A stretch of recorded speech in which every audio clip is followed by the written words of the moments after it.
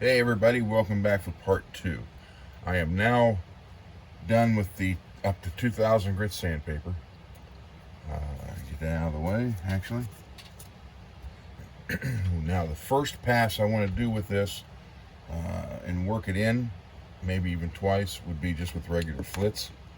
So let's show how we do that. That and a regular wheel, just like this. I want to get as much as this grain, grain filled look off of it. And with the Flitz, it's a little bit more aggressive. So you do a little bit better shot with it. Just kind of get it around the wheel. Work it in.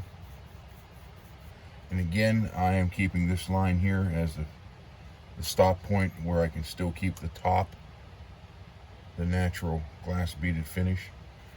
Just for glare, if I wouldn't use the scope. If I even shoot this thing. I don't know.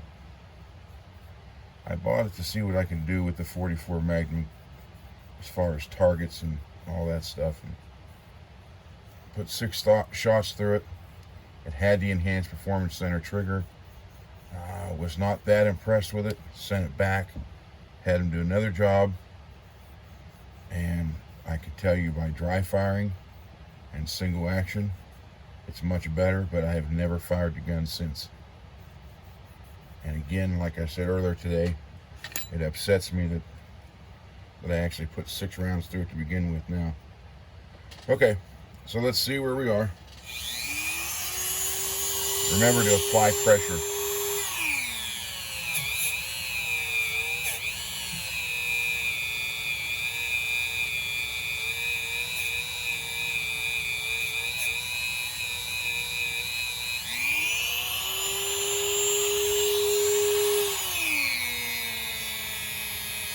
As you can see, it's starting to work that in there. The main thing, see how that's black? You want to keep that kind of wet and work it in.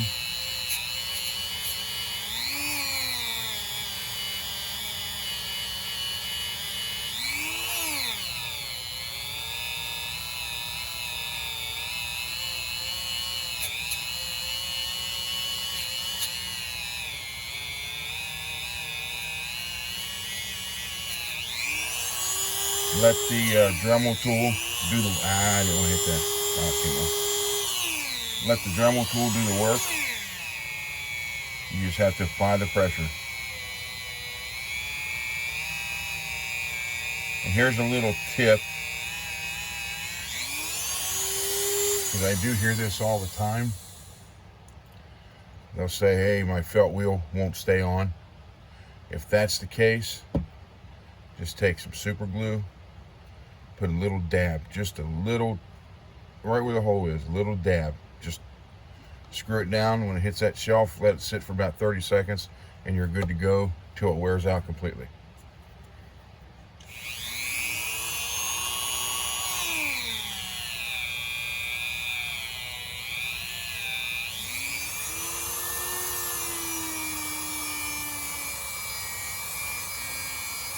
Now this last batch I bought, I got them off of eBay. Something, I think Maryland Works or something like that. And these are by far the best ones I've ever had yet. Even better than the actual Dremel brand. And this was like, I'm going to say around $10 for 124 of them.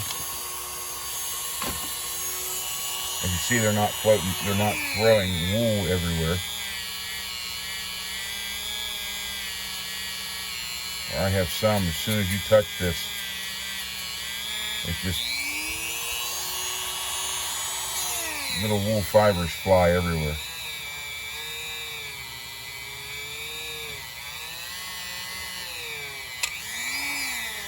You gotta be careful with that.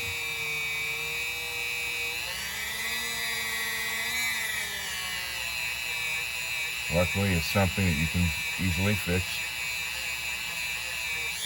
And again, this is the first pass after the sanding. I'm just trying to work this Flitz in there and as much off as I can. Okay, you saw I didn't add that much Flitz in the beginning. So now let me put some more on.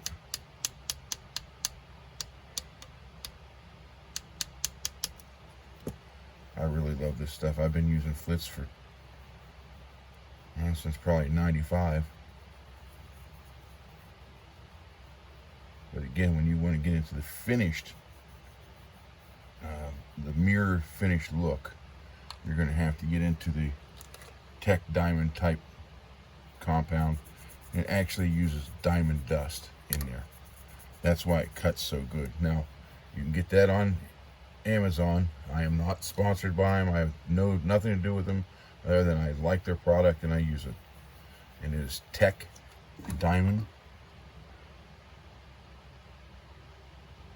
Where's the techdiamondtools.com. But I was buying these single on Amazon. They were right around $10 or $11, I think. And then I found a kit from them. You can buy the actual kit, and you can get 5 of them for $48, I believe, plus whatever shipping tax would be. All right, I got that worked in. Now let's hit back to this.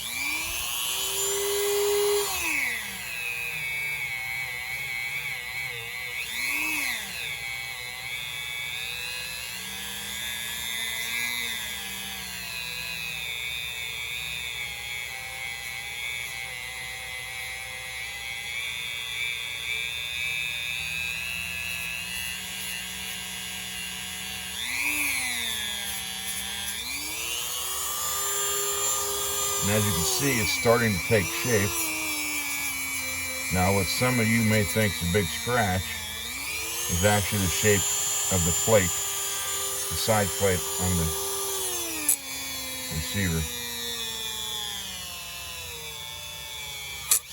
Now that, for example, again, I can fix that very easy. I actually didn't even leave a mark. Usually when that happens, it'll leave a little mark, and you have to go back to like maybe 1,000 grit sandpaper to get it out. Hit it with 1,000 and 1,500 and 2,000 to get it nice back to where everything else is. But it's something to be cautious of when you're using a Dremel tool. What will happen is you come around the corner and the pad will grab it and just jerk it down into it. So even though I'm not following the process 100% right now because I'm showing you all this,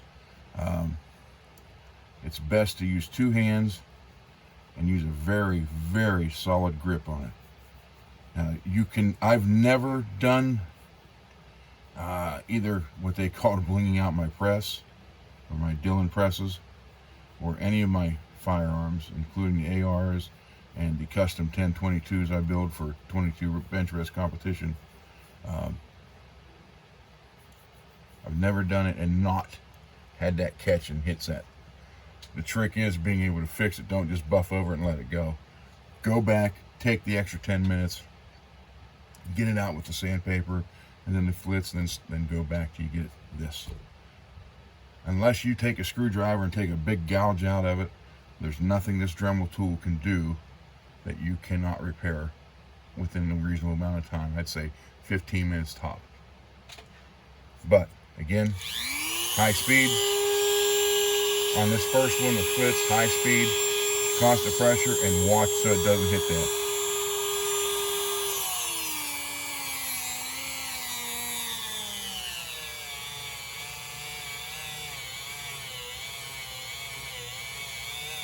And I am going across the quote grain of the metal. With the Flitz on here like this, I'm just doing this to get in there, to actually dig it into the metal and get the dirt and the smoothness out. or I want to bring the smoothness out by eliminating the sanding and all the marks that are left in here from the machining. So whenever you get around a corner or a sharp edge, that's when you really got to be cautious that you don't lose. Just like that, it don't take much to pull it down in there. And sadly, you have to press it hard to get this going, and the harder you press it, the easier it will take it down into something you don't want it to hit. Now you can see there what a difference this is making already. So you use the Flitz 2-3 times, get it down in there deep, get as much of the material out as you can. When I mean material, I'm not talking about actual metal like right there. I'm talking about getting the, as you can see,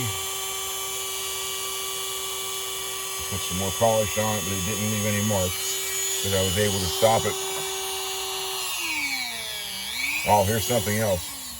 Some of these pads are thicker and then thinner, and when you get these thin ones, which is just what this was when it started, the tip will stick out through, and that right there will really gouge it. So you have to be extremely careful. Just remember it's right there, and if you have to come in straight like this on something that will hit, maybe turn around, come in on an angle like that instead. Then you have to watch the shaft too, so you're watching both sides of the felt pad. So that's just a little tip. Be careful.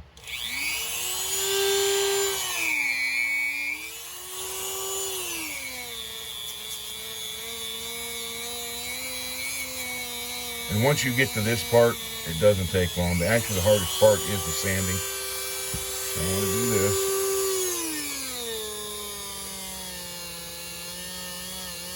So I'm not scratching the plate or the flange out here. Now when you come around that corner, that's the perfect spot to grab it and throw it. So maybe hit it this way.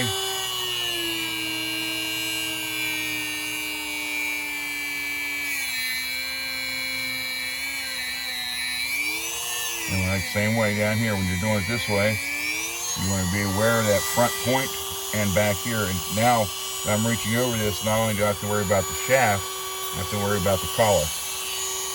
There's a lot of stuff to think. You just can't aimlessly shoot through this real quick and expect a good result. Yes, you could go real quick, but you're going to have deep scratches everywhere if you hit it real hard.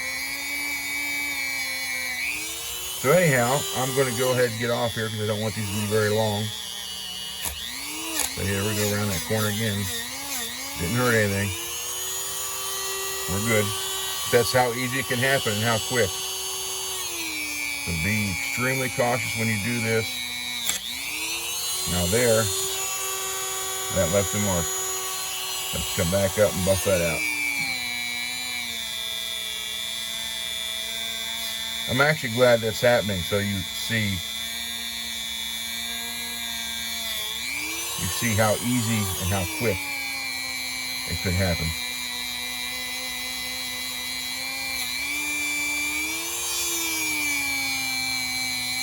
But again, if it's bad enough that you need to stop buffing and go back to sandpaper, please do it. But there's nothing that really can't be fixed unless it's a little sharp, deep gouge. Then you're stuck. All you're going to do is polish the hole. Thanks for watching. We'll come back. I'll finish with the 100 grit, or 100,000 grit, where the next video starts. You'll see the final result, and I'll put the gun together right in front of you. Thank you.